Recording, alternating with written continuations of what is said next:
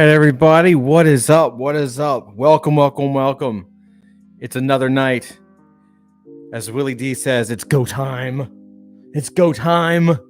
It is Wednesday. It is time for another evening alpha with your lovely host, your best friend, Todd Wanish, founder of Adult Fantasy, ruler of the Netherworlds, challenger of the unknown, and friend to reptilians everywhere, reptilian rulers especially.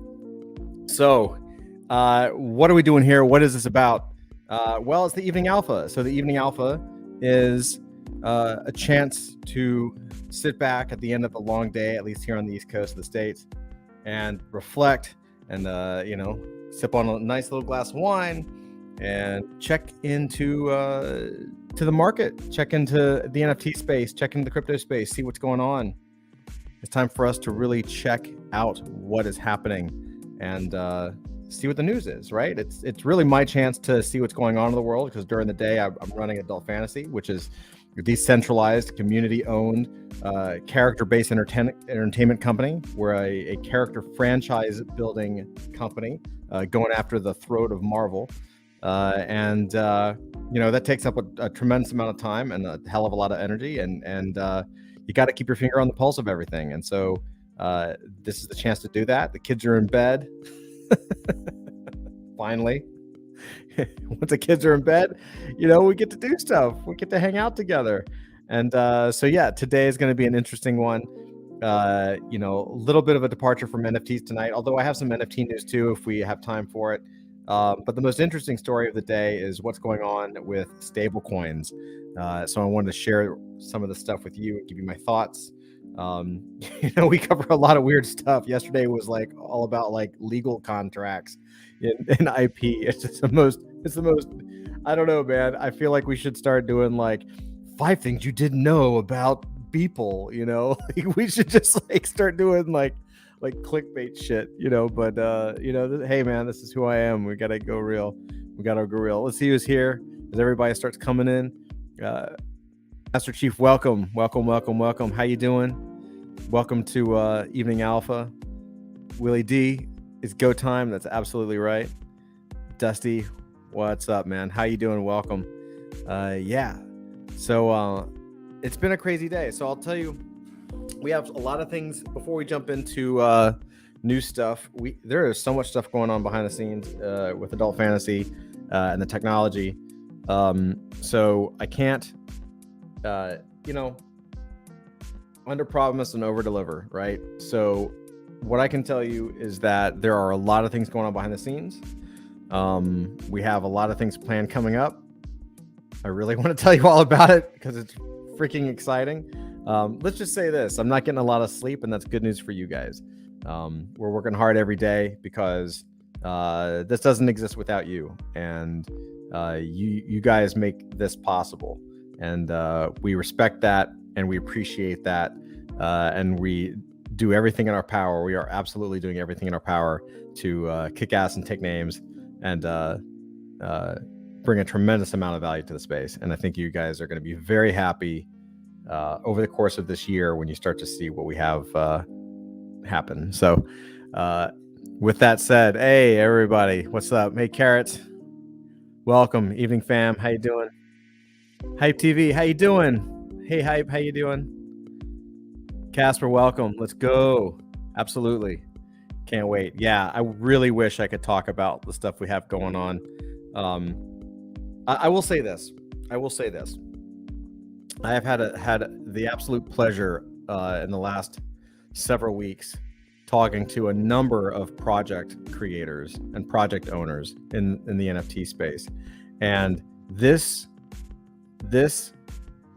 niche or this market is changing so fast, and it is attracting incredibly high caliber, high tier entrepreneurs, and it is a very different space than it was last year. Last year at this time, really beginning of the year, February, March, April, really all the way up till summer of last year, everybody that was coming in, or most people that were coming in, were just friends wanting to launch cool stuff. And then like from June on, venture capital came in. A lot of investors came in, and with that, more seasoned entrepreneurs and bigger projects. And some of those projects were just PFP drops, and some of them were more, higher tier, like higher intense projects. But that was like almost the second phase. And now what's happening, in my opinion, is that we're seeing this third wave come in of people who have that business savvy, who have experience, and are 100% dedicated to the NFT space. Not necessarily venture backed, although that's an option for a lot of people. But they're committed entrepreneurs, and they're talented entrepreneurs, and the projects that they are coming up with are very innovative. Everybody understands utility and value now, or at least they have a good idea of it. Last year, if you asked people what utility their NFT was providing, people would be, they would just throw out random words. They would use the name roadmap, and they would throw out random phrases to see if any of them stuck. What you're having now is people have actually done some research and put some real thought into it. And so, 2022 is going to be a banger of a year for the NFT space. Like we are here, and we're along for the ride. So let's jump in. We're going to talk about a couple things tonight. I'll tell you the story that caught my eye today. There were a few, like Lamborghini is offering one of their cars for an NFT, and I thought that was kind of cool. And there's a couple other things. The Sotheby's had a disaster of a launch with the Liverpool Football Club. That's an interesting story that we might talk about.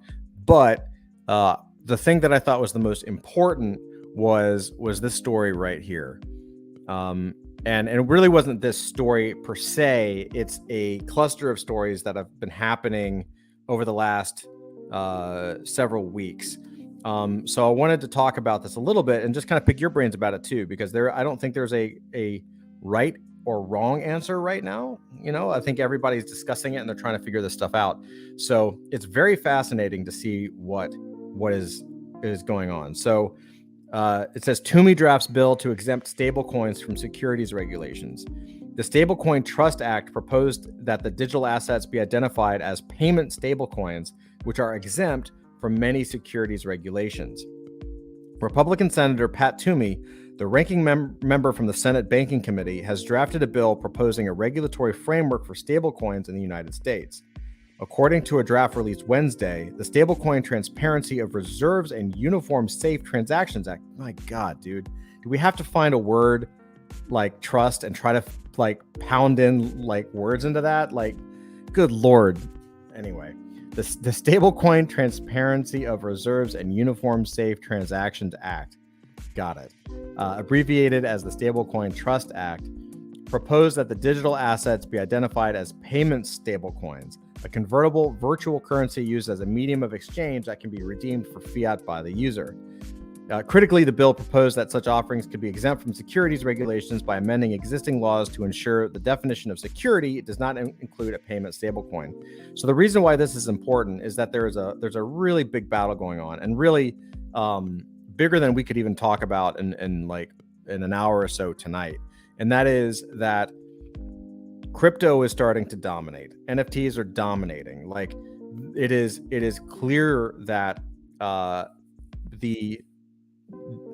in part due to the risky bets that the Fed has been doing and the printing of money, that it's forcing people into taking more risk on their own terms. One of the reasons I originally went into crypto is because I looked at what USDC was yielding as an annual, an APY at I think 9% at the time, and what my savings account was doing, which was a 0.01% yield, and then factoring in inflation, and realized that I was losing a lot of money every single day. And if all I did was move it from my savings account into a USDC stablecoin and staked it, that I would be beating inflation. It was really a simple math problem. I was like, okay, that makes sense. At a certain point, the riskiest thing you can do, in my opinion, is keep it in a savings account. So And if I'm thinking that, I know a lot of other people were. And in fact, it's gotten to the point where I was talking to my financial advisor. They're really good. I got very lucky in getting some of the best people in the city in New York to rep me, like, way out of my league, but it's awesome. Really strong players in the financial space. And we were on a call, and so we've been making moves. We've been doing this for a while, like moving cash out, taking the money from savings and putting it into crypto and other things. Certainly you want to keep some of it in fiat because you want to make sure that you're diversified. In my opinion, again, do your own research. I'm not a financial advisor. This is just my opinion, everybody. Probably shouldn't listen to me because I don't know what the fuck I'm talking about. but even the institutions, or at least my institution that reps me, they are no longer suggesting that we keep things in savings. Now, they don't have, the bank that I use doesn't have crypto yet as an asset that they push to their clients. So what they're doing is they're recommending that their clients move money out of savings and allow them the opportunity to manage it within the markets, because the returns, even the returns in the stock market, are better than savings. And of course, you have to beat inflation. So everybody's moving from the safety of a savings account and kind of going into riskier and riskier things. Like half of the millennials are moving into crypto, right? Because that's how they think they're going to have a retirement fund. So because of all this, what's happening is that you have very powerful institutions, i.e. governments, feeling threatened for the first time in a long time.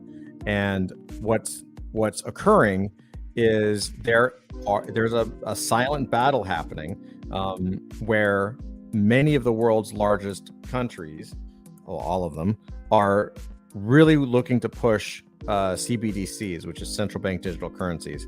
I'm not going to go into the specifics of that tonight. There are good things and bad things about it. I personally, it scares the hell out of me once you build currencies yourself and you realize that they're completely controllable and completely trackable.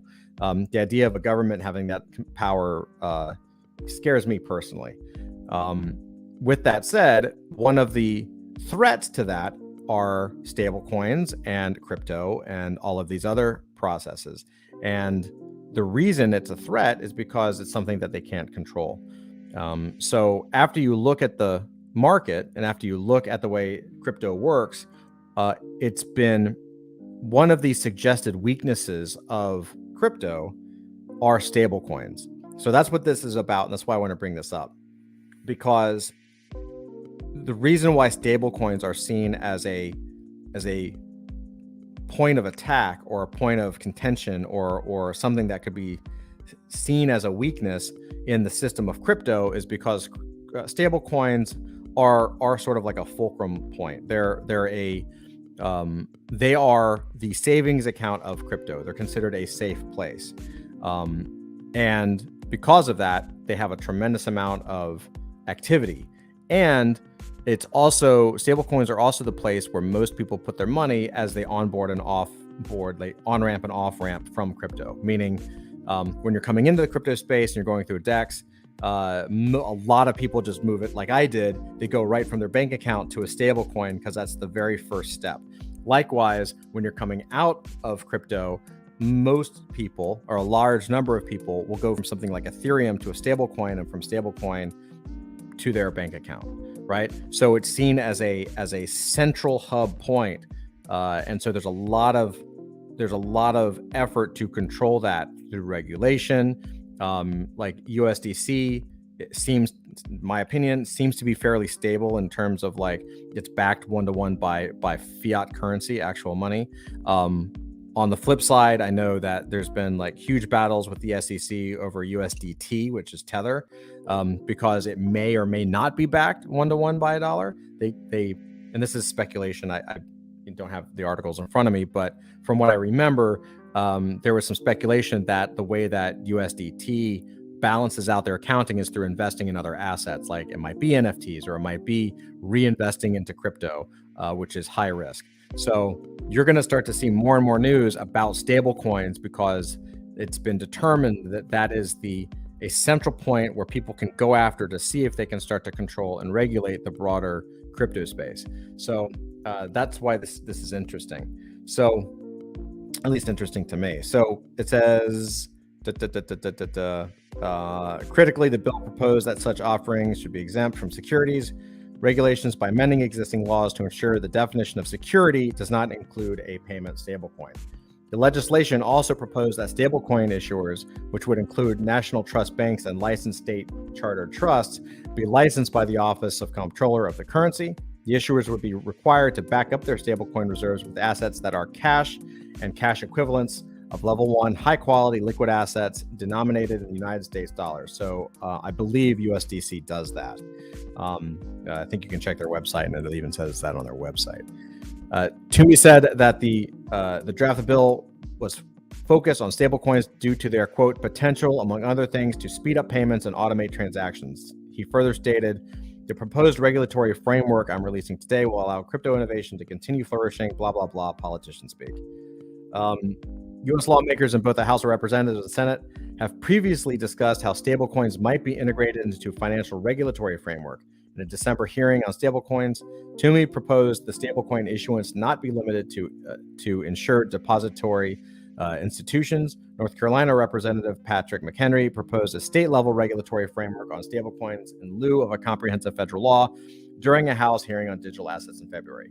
All these people talk about regulations, and everyone knows that stablecoins and crypto in general, there needs to be some regulation, right? I think everyone who understands finance and understands crypto, and there's always going to be other people who have good arguments against this, but I think the general consensus in the crypto space and the NFT space is that there does need to be some kind of regulation to curtail some of the crazy wild west stuff that's going on right now. Same thing happened with the internet, right? Like the first few years of the internet were crazy, wacky, nuts, and then slowly they started creating laws and regulations that kind of calmed everything down and helped to create industry. So I think everybody or most everybody believes that regulations are needed. The problem is that, and what's so fascinating about this to me, at least here in the States, is that the decision, like all of these good things that the people who are pro regulation or pro stablecoin or pro crypto and anti crypto and anti regulation, it's all across the board. It's a complete mix. Like you have, at least here in the States, you have Republicans who are pro it and Republicans who are anti it, and you have Democrats who are pro it and Democrats who are anti it. And it shows such a complete lack of understanding of what crypto is. If you ever get a chance to watch some of the hearings on crypto in front of the Senate or in front of the House, in the US anyway, it's so clear that most of these people have no idea what this stuff is. And have no interest in it. They just know that it's money, and that because it's money, they need to have some kind of control over it. So case in point, as part 2 goes on. So this is Toomey's trying to say, hey, the stable coin should be exempt from securities regulations because there is the fear, and it's very common that once you regulate something or once you introduce a law into it, you just start stacking those laws and stacking those regulations until there's complete control, or the thing breaks, or something else comes along to take its place as another decentralized thing, which you also have to, try to find a way to regulate. So it's really fascinating. So here's a flip side. So this is Senator Warren, Elizabeth Warren. Again, this is what's so fascinating is that it almost transcends political position, right? It doesn't matter whether they're Democrats or Republicans, and it doesn't matter whether you agree with them or disagree with them on other issues involved in the state or the country, right? It's so all over the map. These people have such a strange understanding of this that it's just like they haven't even figured out the position of their side of the fence. Do you know what I mean? Or their side of the aisle. So Senator Warren, as I watch this, I would love to play a little bit of this. I might play a little bit of this. I just don't want to get whatever, like knocked or whatever from YouTube. But let's try to play just a little bit of it. I'm just gonna play just a little bit of it. Let me know if you guys can hear this. I have no idea if you will, but let's see. Let's see if I can put my headphones on.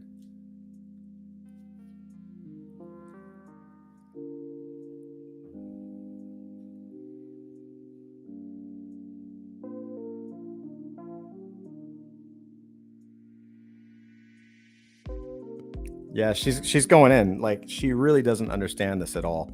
I'll summarize the rest of the video. Her opinion on crypto and stablecoins and everything else is that it's basically people betting whether the thing is going to go up and whether the thing is going to go down. And I'm not making that up. That is the crux of her entire argument. People take Bitcoin and they think it goes up, so they bet that it goes up, and they bet that it goes down, and it's not backed by a thing, meaning a physical thing. So I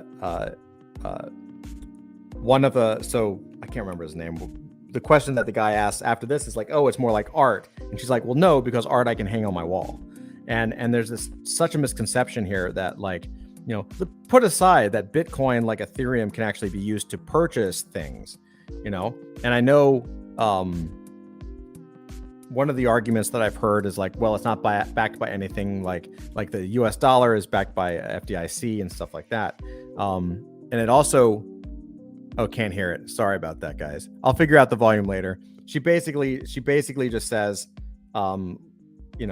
literally what he says here, right? When you buy crypto, you're buying air. Because he's saying, oh, well, when you're using crypto, or you're buying Bitcoin, are you buying stocks? Are you buying pork bellies? Like, he's comparing it to the stock market, which by itself is a misconception. Like, hey, when I buy a stock on the stock market, I'm buying something. Is Bitcoin like buying a thing? And she says, or is it like buying air? And he's like, oh, wow, like you're going there? She's like, yeah, I'm going there. And so that's essentially what the point is.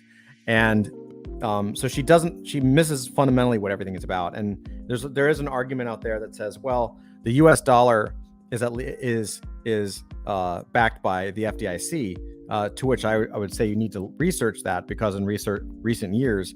So for those who don't know, the FDIC, if you lose money in a bank, or if something happens to the bank, the government will cover it to a certain amount.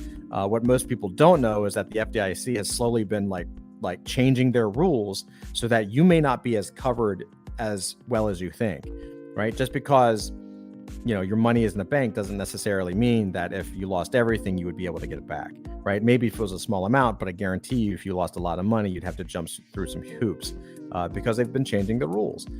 So there's a perception of safety, but it's just that. It's a perception of safety. And so essentially what she says in this video, and it's about 17 minutes long, is that Bitcoin is, she believes it's a scam. And I guess you have to respect her opinion, but she doesn't know what she's talking about. And which is fascinating to me, because while in this clip she's talking about how it's nothing other than people basically making a decision whether it increases in price or decreases in price. Great.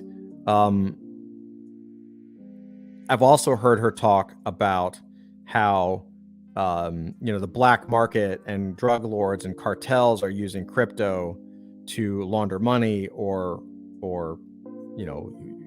buy illegal drugs or something.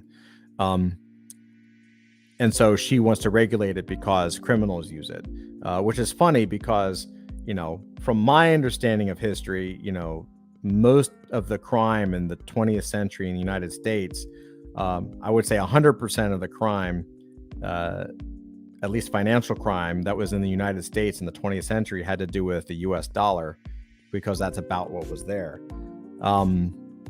But she doesn't really seem to understand the conflict. So again, the interesting thing about all of this is that it doesn't necessarily matter whether you agree with all of her other things that she goes for or she stands for.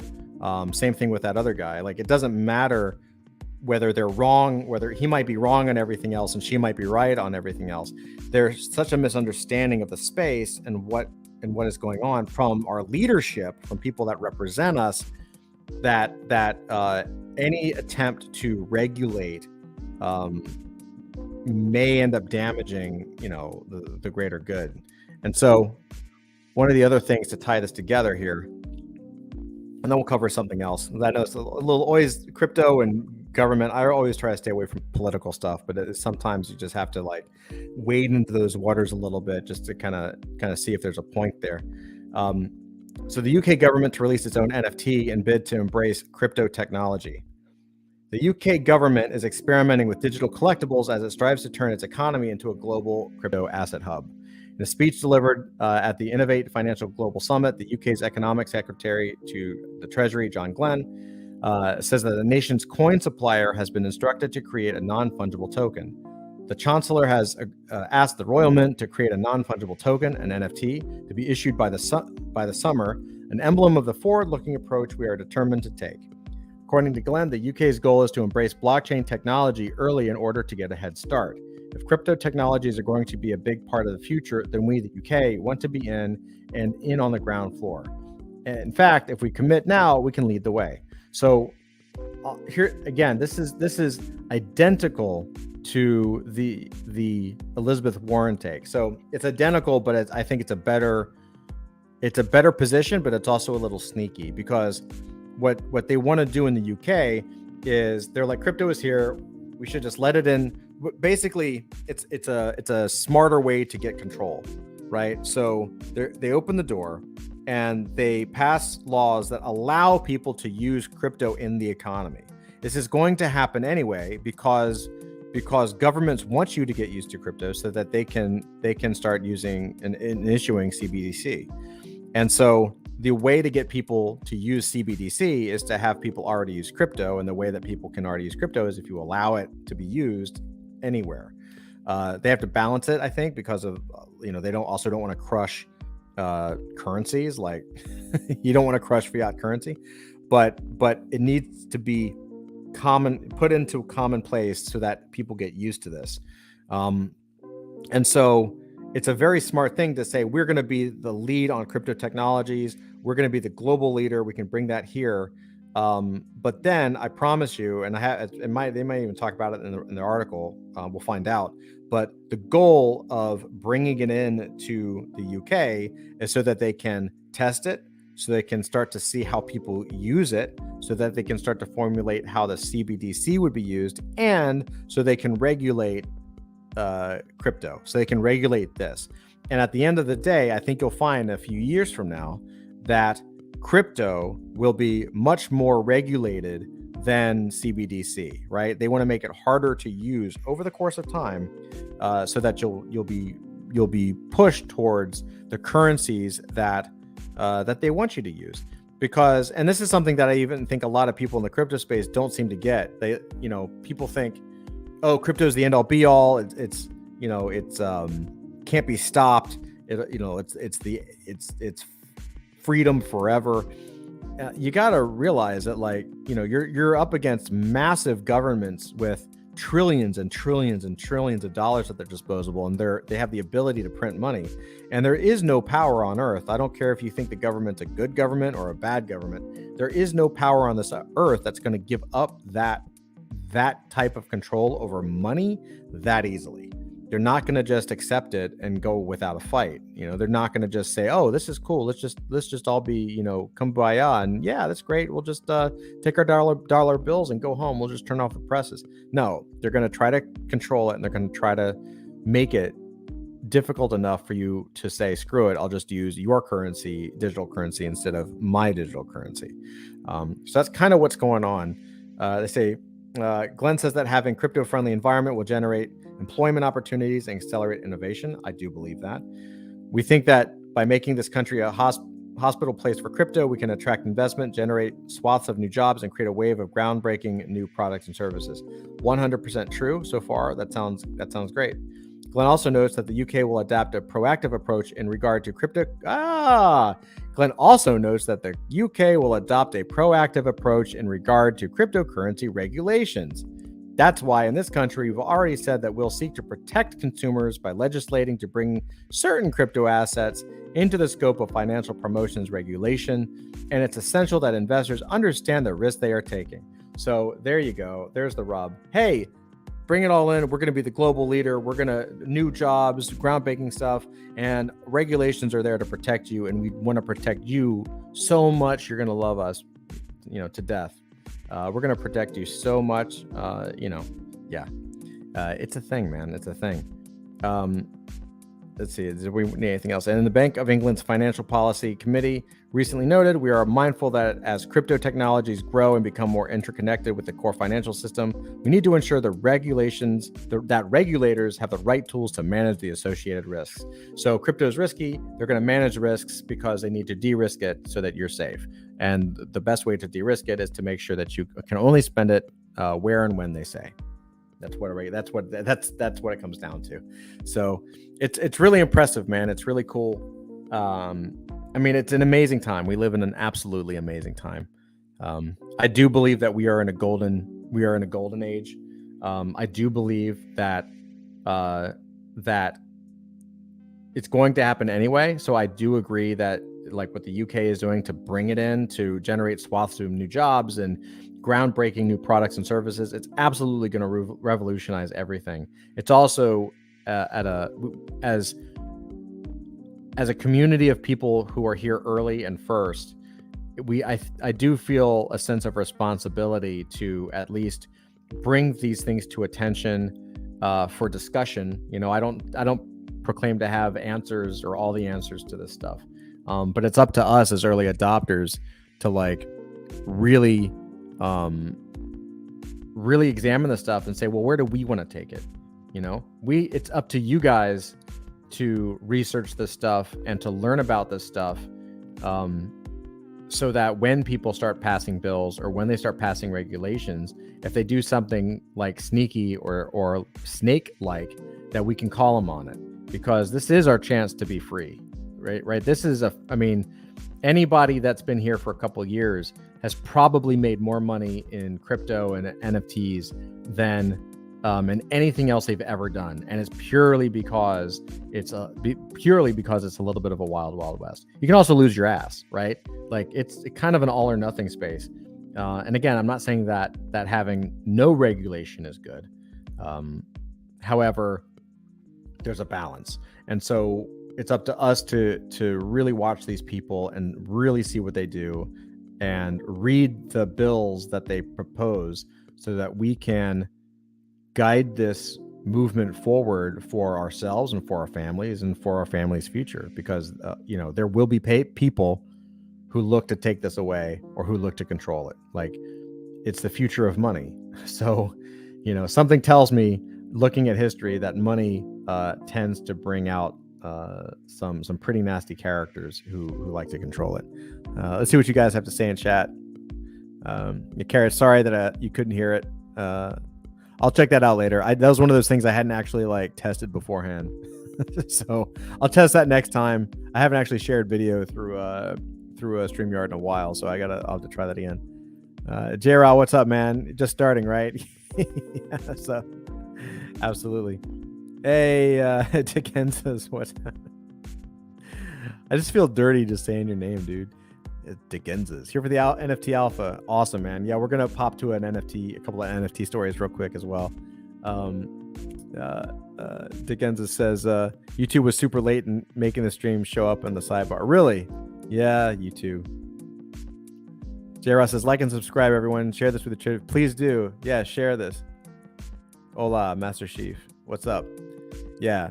So like I said, it's really up to us to steward this stuff, because I'll tell you what, man, like, as much as I hate, going up to these politicians and reading what they have to say, and I really try to stay in my lane a little bit with this stuff, but it affects all of us. Let me tell you this: if they're going after crypto, they're going to come after NFTs next.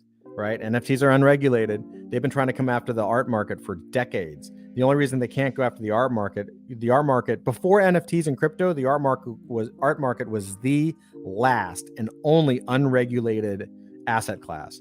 And the reason it was unregulated is because the people that run the art world also run government, right? Those are the lobbyists, like the people that are in charge of the art market and the people that buy the work are not going to have that thing regulated. They're not going to stand for it, and they control what the people in the governments do. So it's hopefully NFTs gets to that point too. You know what I mean? With celebrities coming, the one power we have is when celebrities come in and buy these NFTs. Certain celebrities, right? Not necessarily like rappers or musicians or actors, but when major financial institution celebrities come in and buy NFTs, I love hearing that. I love seeing Visa buy a Bored Ape, right? I love seeing these massive hedge funds buy NFTs because it's a protection mechanism for us, because they are not going to allow their investment to go south. They're not going to allow governments to make them lose money. And so that's actually, in my opinion, it's a good thing. In the short term, long term, it depends. But it's going to happen anyway. And so it's good for us. It's absolutely good for us. So let's move on to something else. We'll pop over. There's a couple of short stories that happened today. And I think we'll end it up with some fun stuff here, because I know talking about stablecoins and government takeovers is a little heavy. It's a little much. But so hey guys, remember that thing called Facebook? You remember Facebook? Okay, how long has it been since you guys have been on Facebook? That's an honest question. I'm actually genuinely curious. Like in chat, let me know, how long has it been since you logged into Facebook? Was it today? Do you still check every day? Or has it been like a while? Like pop that in chat and let me know. I really do want to hear what you have to say about that. Same thing with Instagram. I'm betting that Instagram is probably more like a daily or every other day thing. And I'm betting that Facebook is like, maybe, I'm going to say Facebook is once a week for you guys. So let me know what you think about that. Regardless, Facebook, aka Meta, may introduce tokens and digital currency lending services to apps. So they're going to create a lending service for applications.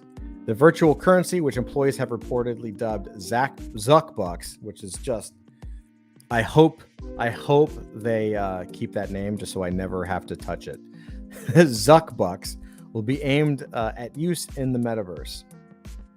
Social media giant Facebook's parent company, Meta, is reportedly planning to introduce virtual currency named after CEO Mark Zuckerberg. So maybe it really is going to be called Zuckbucks. God, I hope they call it Zuckbucks just for the memes, man.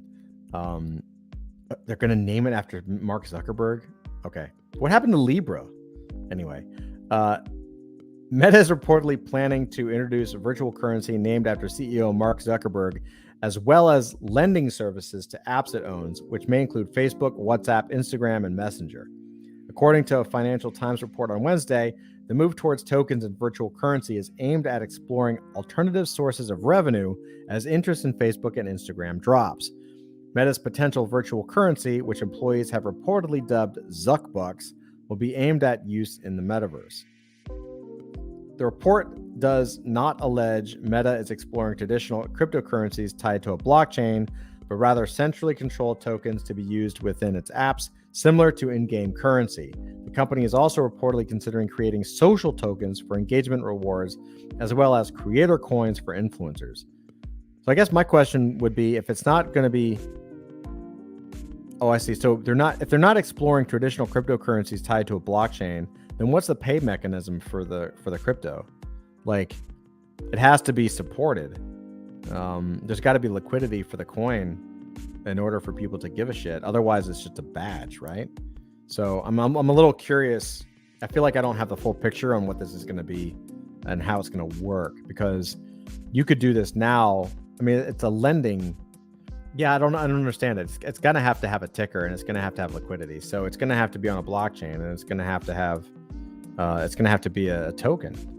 So I'm not really sure if this is a correct sentence, because they're talking about it not being on the blockchain. Maybe it's tied to their servers. I don't know. That's strange to me. Let me know in the chat if you guys have any clue of how this would work. We're making changes to our product strategy and roadmap so we can prioritize on building for the metaverse and on what payments and financial services will look like in this digital world, says Meta's head of finance division, Stephanie Casriel, in January. That makes sense. Everybody knows that Zuckerberg, I mean, again, the most bullish thing you could possibly say for NFTs and crypto is that Facebook changed its name to Meta and they're 100% into a metaverse mode. Like, that's huge. Integrating virtual currencies into Meta's apps may be coming alongside the company exploring non-fungible tokens on users' Facebook and Instagram profiles. The report suggests Meta was planning to launch an NFT pilot program as early as May 2022. So, exploring NFTs on users' Facebook and Instagram profiles. So they're just aping what Twitter did, which was that really a successful thing?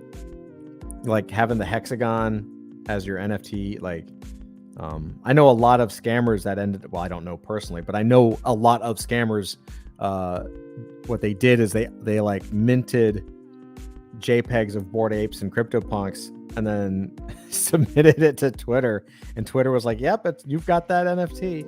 And so there's a lot of like fake shit out there because it's very easy to prove, it's very easy to fake. So I don't know if it was very successful. I don't do it. I don't have a hexagon or anything like that. Kind of interesting that Facebook is just saying, yeah, that makes sense. Let's do that. Cointelegraph reported in January that Meta was in the early stages of potentially launching an NFT marketplace, as well as exploring methods of allowing users to mint collectible tokens. David Marcus, the co-creator of the Facebook-backed DM token, so I believe their first attempt was to call it, oh God, it just dropped from my head. Start with an L. I just said it a minute ago. Damn it. Libra. So they're called it Libra and they got panned for it, and I guess they changed it to DM. Whatever. The co-creator of the Facebook-backed DM token said in August that the company was definitely looking at ways to get into NFTs. Facebook rebranded to Meta in October 21. Number of Facebook users dropped by roughly 500,000. Geez. They lost 500,000 users in the fourth quarter of 2021, while at least one expert predicted Instagram's growth to slow down from 16.5% to 3.1%. So yeah, Web 2.0 is kind of coming to it's there. Everything to be had has been had, and it's time to move on to greener pastures.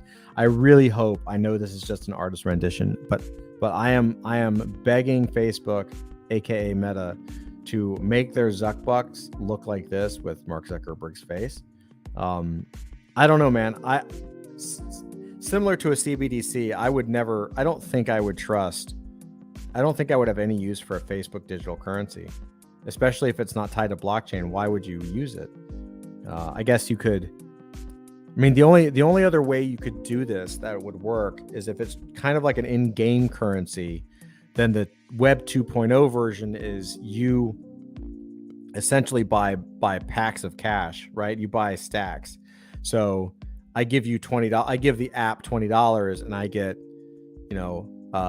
50 coins, 200 gems, and seven virtual dollars, right? So there's the brilliance of digital currency, especially two-tier currencies like coins and dollars, is that the brain can't follow the brain cannot follow the conversion. It has a difficult time converting like one number into multiple numbers and then keeping track of it. So for instance, this is what Farm World. What was that Zynga game that took off way back in the day? The farming one. It was one of their big discoveries, was that if I take $20 in cash or on a credit card and I buy a pack of in-game currency, and that $20 converts to 75 coins and $50 in-game currency dollars, that $20 number disappears from the mine. And now you have these in-game dollars and these in-game coins, and you spend it much faster because you don't have the psychological tie to fiat currency anymore. And I think you actually see the same effect happen in crypto and NFTs, right? What's the big inside joke of like that everyone talk? It's almost a meme where, you know, you go to a store and something is $300 and you're like, I'd never pay $300 for that. No way. But then you go on and an NFT is like 1 ETH and you're like, $3,000? Yeah, 1 ETH? Totally going to do 1 ETH. Like, it's much easier to spend 1 ETH than it is, you know, $200 or $300 in fiat. And that's just because the conversion is there. And that's only one step. So maybe that's what they're doing. Maybe they're saying, hey, we're going to go ahead and do gamify it a little bit and put some in-game currency in there across like one currency system so that people can pay us in cash, convert to tokens. That's probably how, now that I think about it, that's probably how they would probably use that for their ad platform, for ads manager, because then you wouldn't be able to see what you paid. I don't know. It just doesn't make sense to me right now. I feel like the article doesn't really have any clarity to it. But that could be me. What are you guys saying about this? Let's see. Willie D, Facebook. You on Facebook? Never in my life. Master Chief says 3 days ago and before a few months. Yeah, I think that's kind of how most people are now. Dusty, probably a year for me. Still technically have it, but don't use it. Dickens says Zuckbucks. You're right, Zuckbucks. Please use Zuckbucks. J-Raw, I'm in some communities on Facebook. Okay, so J-Raw uses it pretty well then. Farmville, thank you. I knew it was something like Farmtown. It was Farmville. Thank you. I can't believe I forgot that. Such a huge game back in the day. Yep. Thank you, Dusty. Farmville. That's really from Xbox. So was the in-game currency stuff, the dual currency system, did Xbox predate Farmville? It might have. I know that like it was dual currency for social gaming. Was maybe Farmville was one of the first ones. But that also might be just like my faulty memory. Yeah, like, and I'm gonna guess that you guys use, because I think the adoption rate is higher for Instagram. What is it? Like, I never used WhatsApp. Let's look at this real quick before we jump into the other. Here, let's before we jump into the final articles here.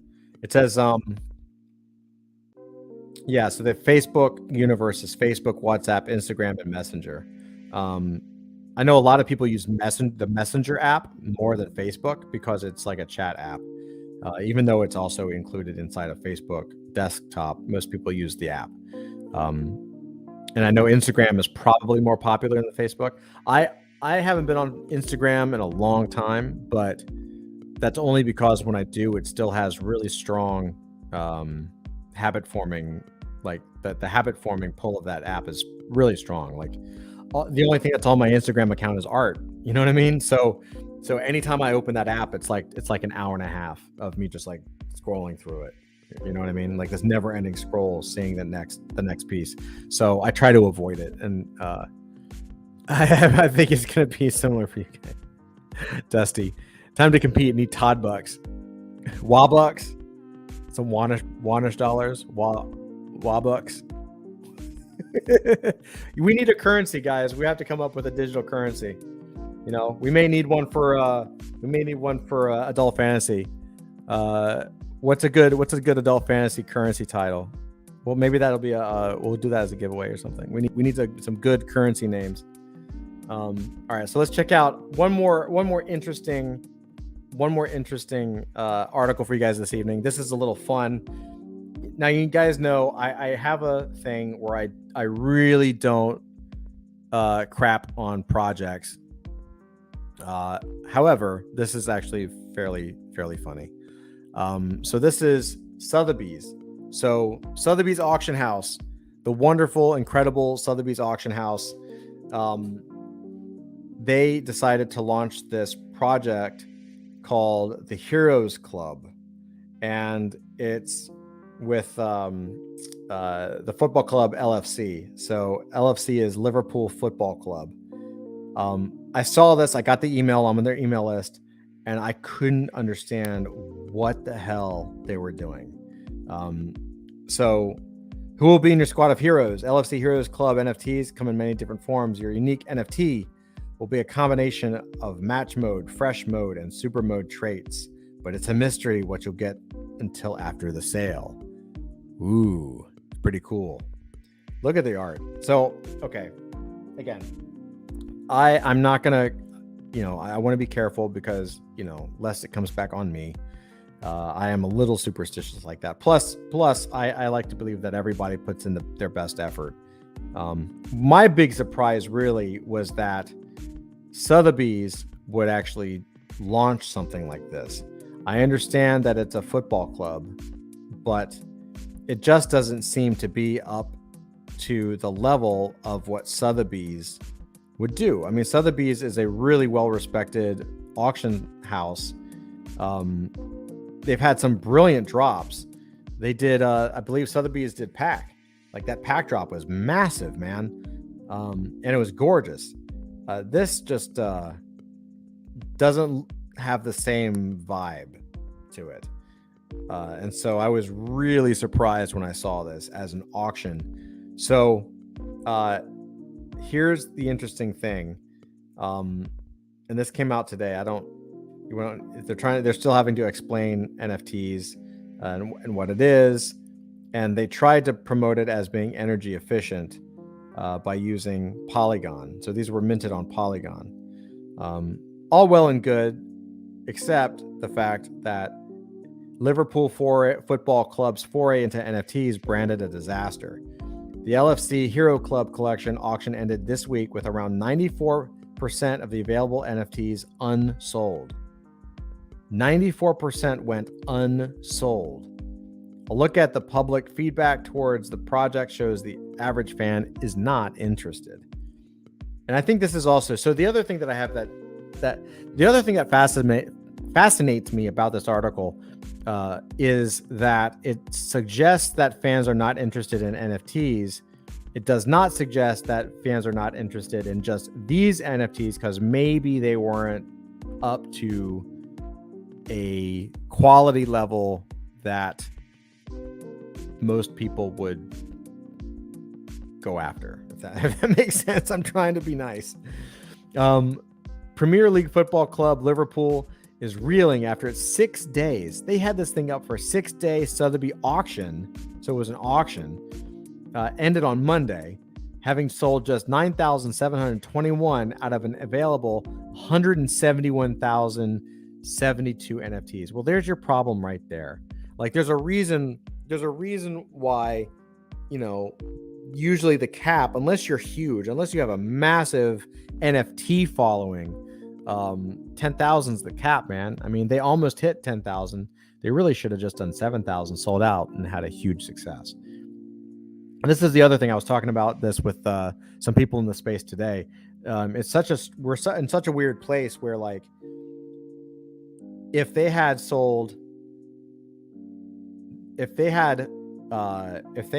capped the sale at 9,800 and just sold 9,721 and just bought the other 80, it would have, which is fine, right? They could have said they were using it for community or for giveaways. It would have been a complete smashing success. But having it fall so short of what they wanted to sell out of, it's considered a failure.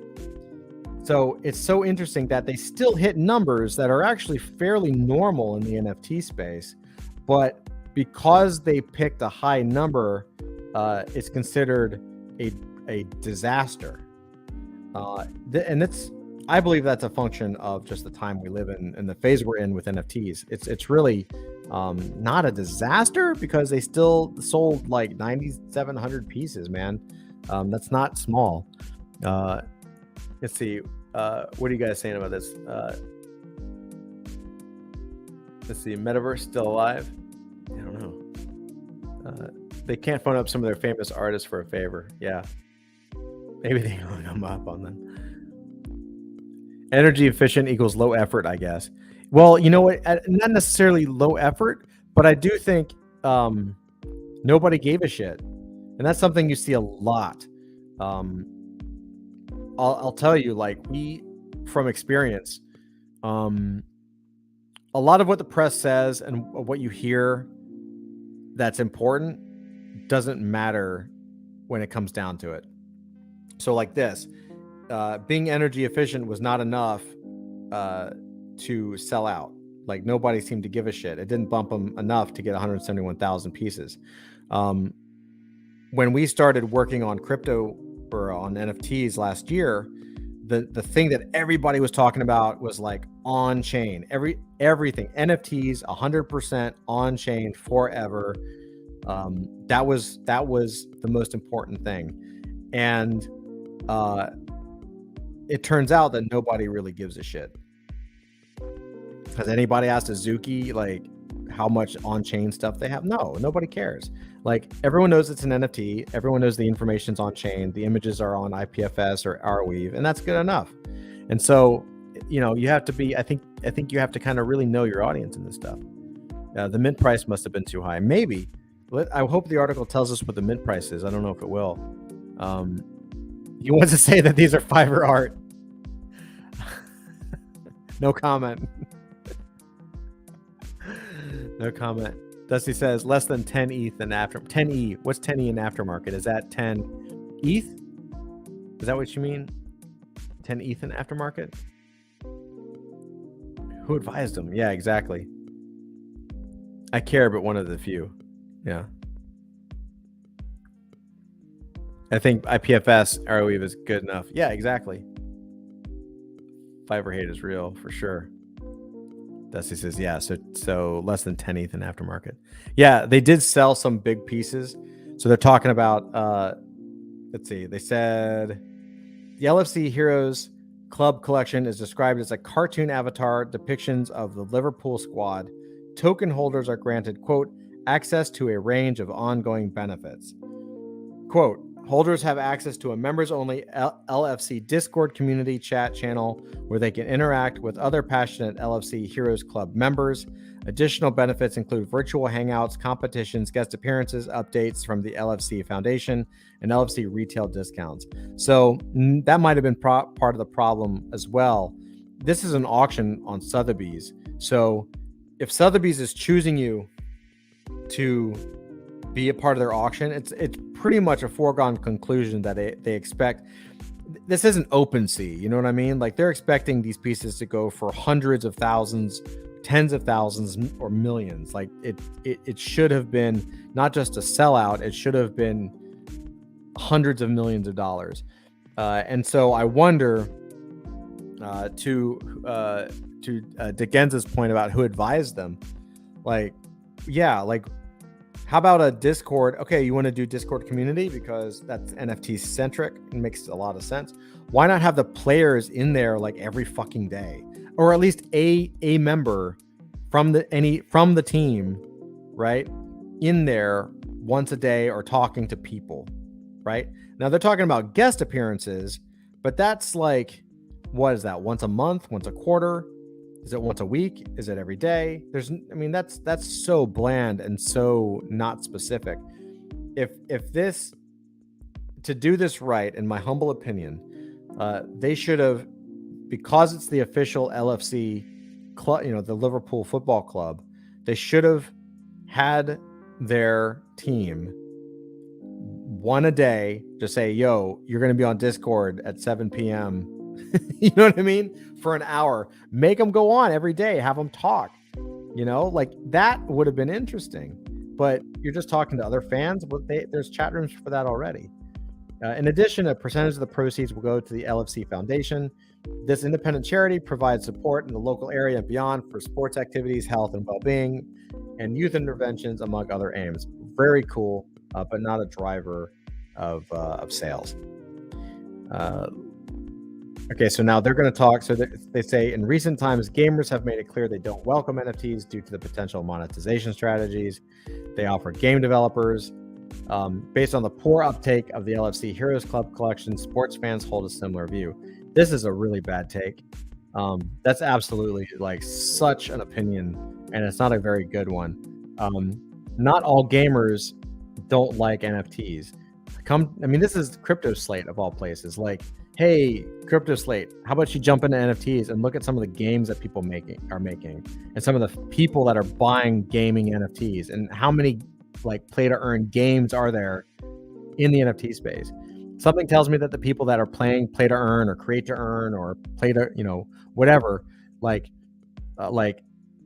I'm pretty sure that the people who play those games are called gamers. And I know you're talking about traditional gamers, but there are many studios.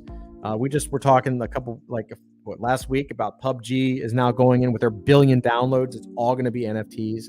Like it's not true. It's not all gamers. It's some gamers, maybe a few vocal gamers. It's not gamers. It's not due to the potential monetization strategies they offer game developers. It's not gamers are against the game developers. That's also bullshit.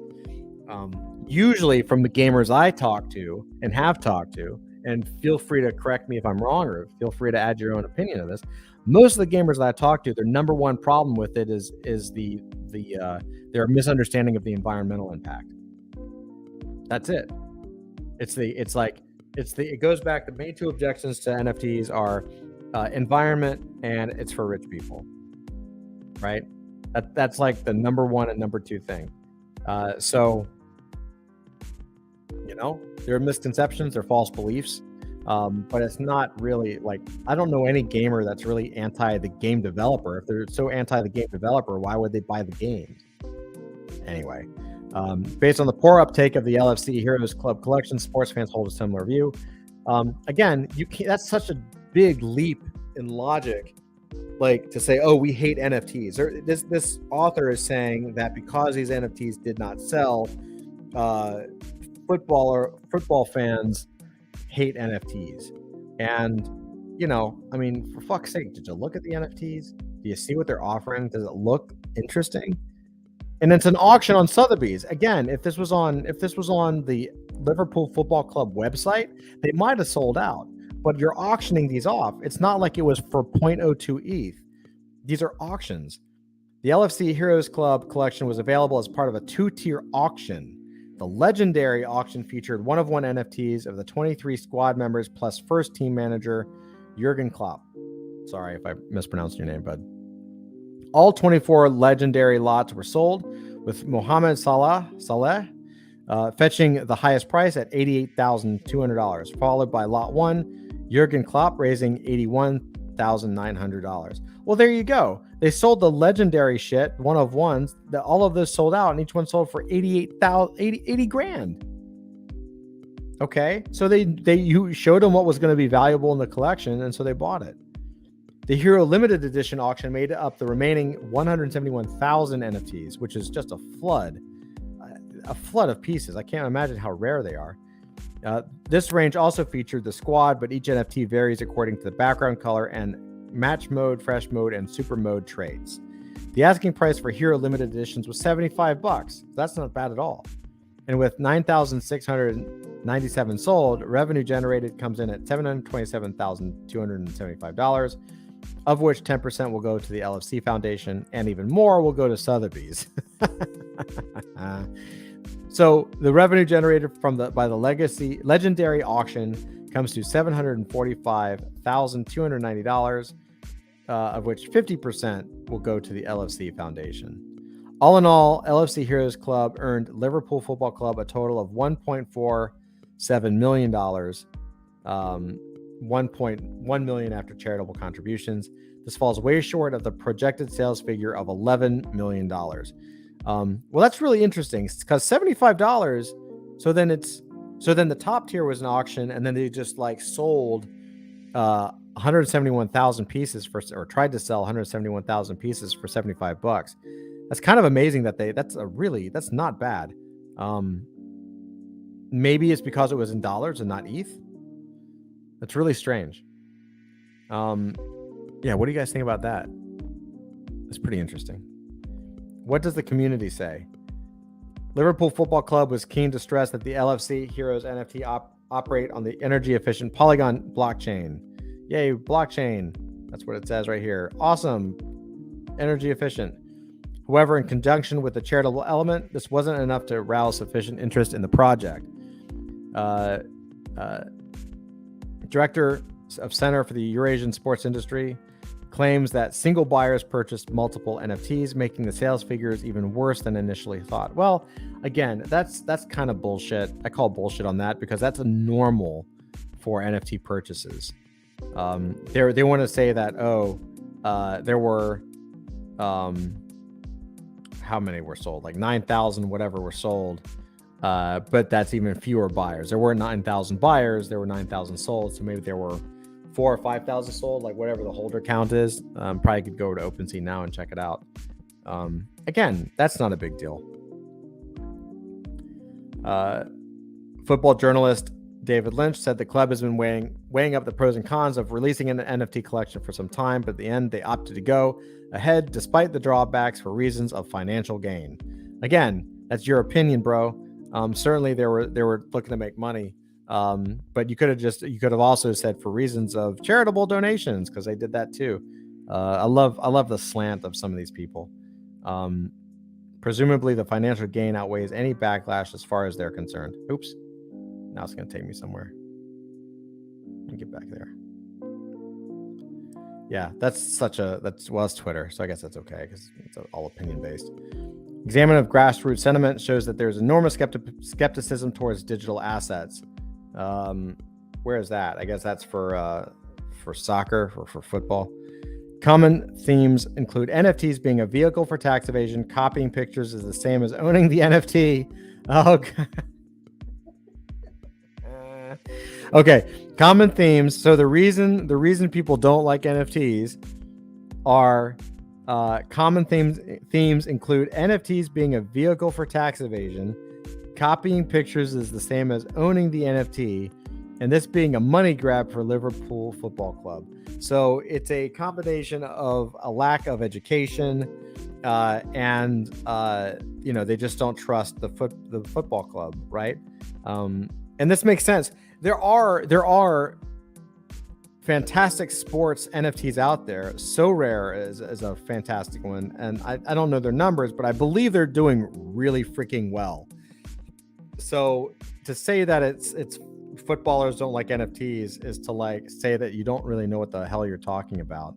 In fact, let's see if I can pull up So Rare real quick. Let me pop over here while I find it. In the meantime, what do you guys think? Pretty crazy, man. People just really want to try to take this stuff out, I swear. Let's see. Have you guys seen So Rare? So Rare was actually one of the first NFT collections that we looked at to possibly compare to Adult Fantasy for some mechanics. Own your game. OpenSea wants to play global fantasy football with you. So it's fantasy football with actual players.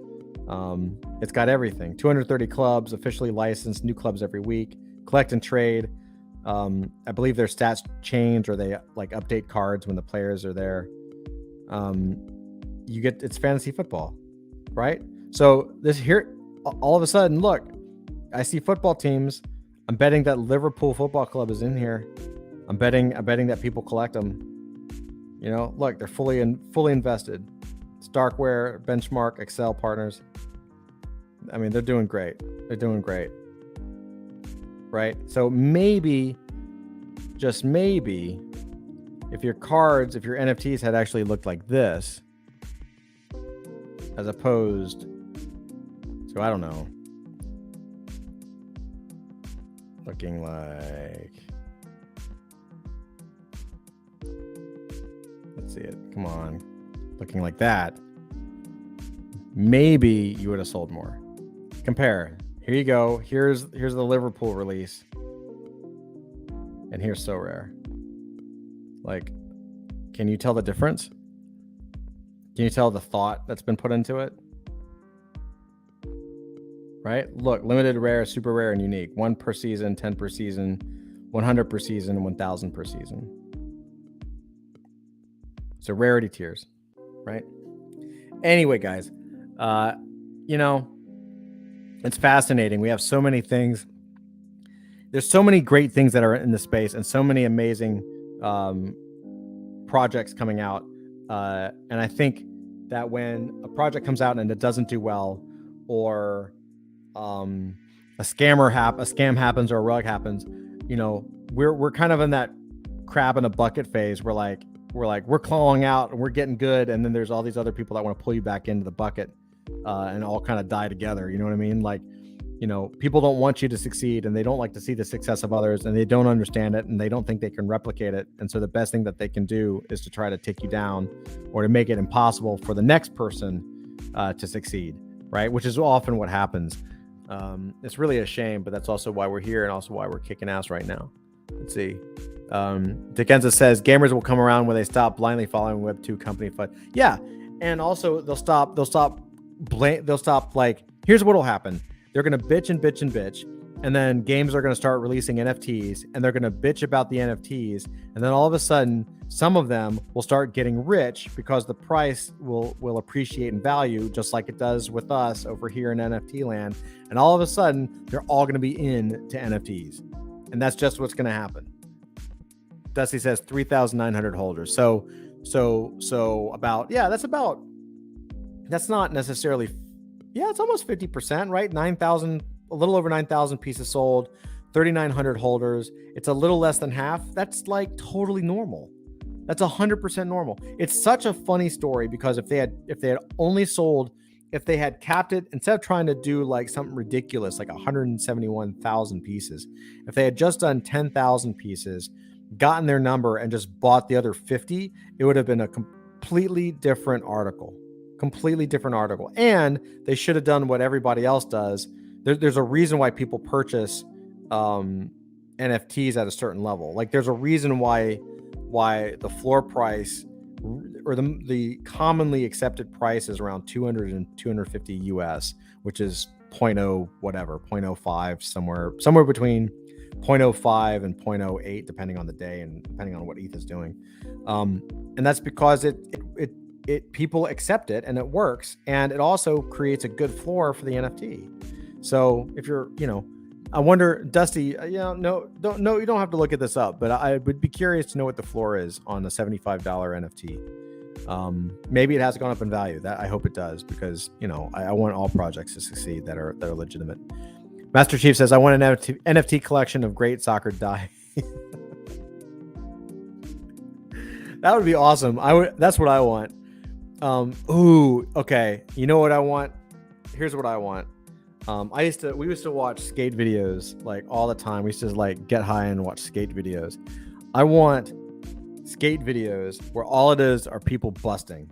Just people busting. Like if you ever watch a classic skate video, VHSs, it became a thing where like at the end of the video, it was like 10 minutes of people just busting their ass. Like all of the, all the cool tricks and all the videos that the skaters were doing, of course, took like so much time, and they're always falling and breaking their ass.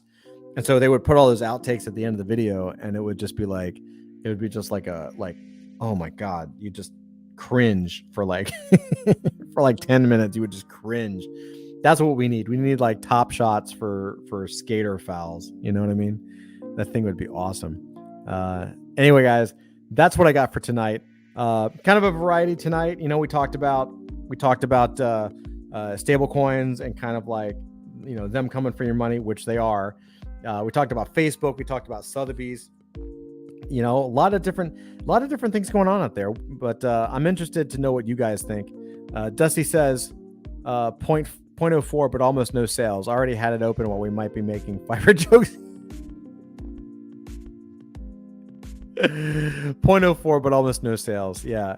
And so like for something as big as Liverpool, that is pretty bad. That's a challenge. That's a real challenge. Yeah, guys, thank you guys so much. So what do you guys think? Are we hopping over to Discord and playing some games? Are we doing that tonight? I'm going to hop over to Discord. I'm going to see what you guys are talking about. We're going to be back here tomorrow night, as always. And hopefully we'll have some more fun stories and awesome times. So with that said, I love you guys. Thank you so much for coming out. And with that, I will see you in Discord. I will see you tomorrow night. Please share, please like, please leave a comment, hit that bell for notifications, all the stuff that everybody else says. We need it too, apparently. So love you guys. See you over in Discord.